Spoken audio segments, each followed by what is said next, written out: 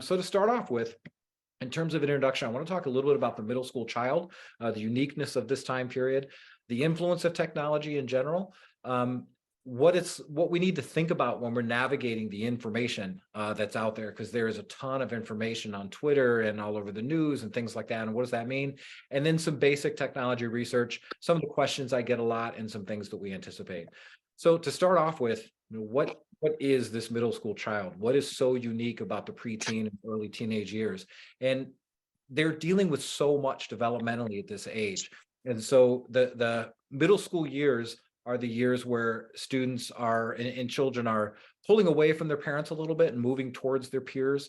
The influence of their peers becomes greater. They're starting to develop their independence, but they still very much need their parents. They're kind of caught between being a child and being a little bit older. And so Middle school.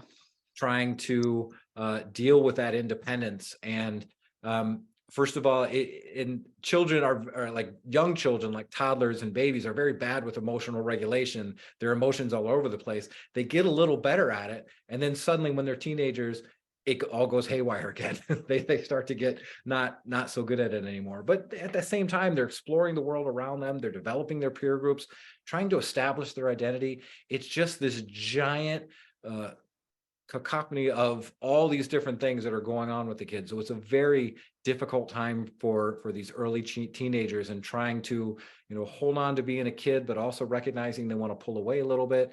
And technology falls right in the middle of all that. And it's this powerful tool, sometimes for good and sometimes for bad, that we put in hands of kids, and we need to help them navigate how to use some of those things.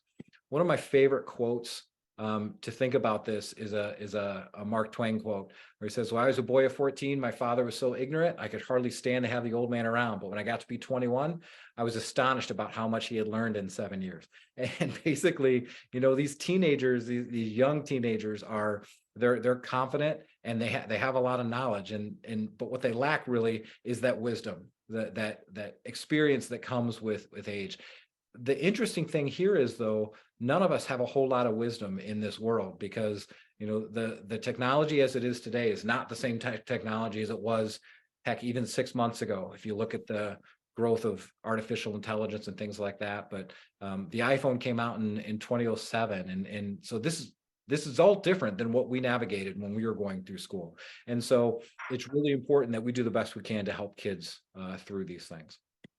And so when we think about what the influence of technology might be, technology can be something very powerful and very good, but it also could be something that can be difficult for kids to navigate. So if you think about what potentially you could use technology for, it has the capacity for massive creativity, access to information. The entire history of human knowledge is available in a pocket-sized cell phone.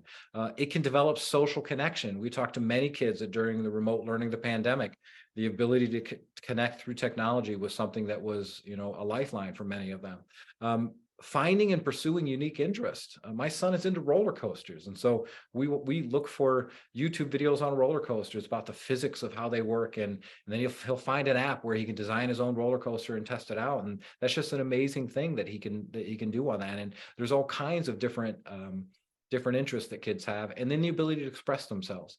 But at the same time, there is this huge potential hanging over all of that, the possibility of being exposed to something that's inappropriate based on age or based on family values and those types of things.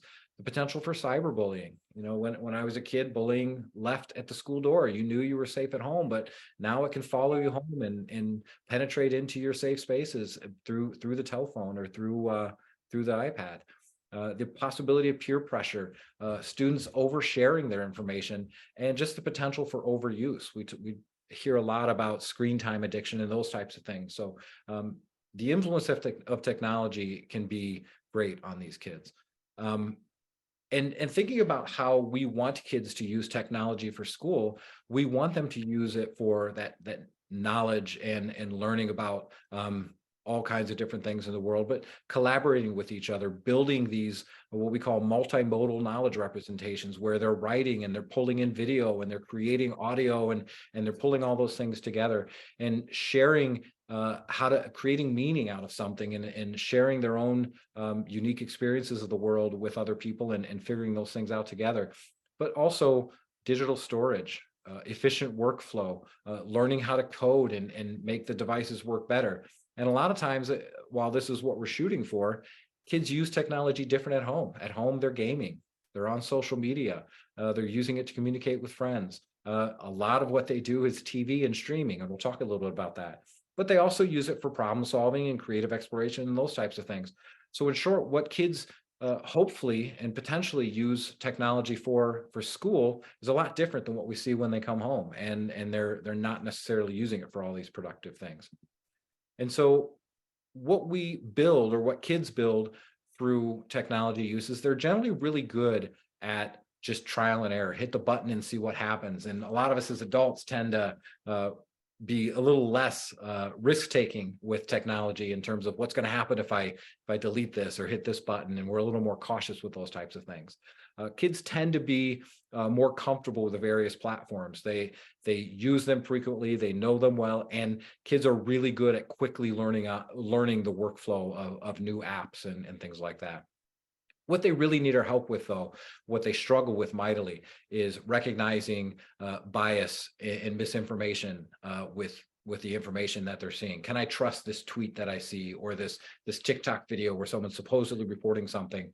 And like I said before, now with AI, you can copy someone's look, someone's voice, and just make up all kinds of things. They struggle with personal organization, executive functioning. They absolutely struggle with self-regulation. I think that's a requirement for being a teenager, is to just how to walk away from it, how to do those things. And they fail to have that life experience to recognize a bad actor and just someone who's not there for anything good, and just not being able to see that. So those are the types of things that they really need some help with. So keep in mind as we go into this that you may believe your kid is very tech savvy and therefore they're fine. And I guarantee you there are things that they know that you don't know. It feels like that sometimes, especially as educators. Like, I'm afraid to use it because the kids know so much more than me.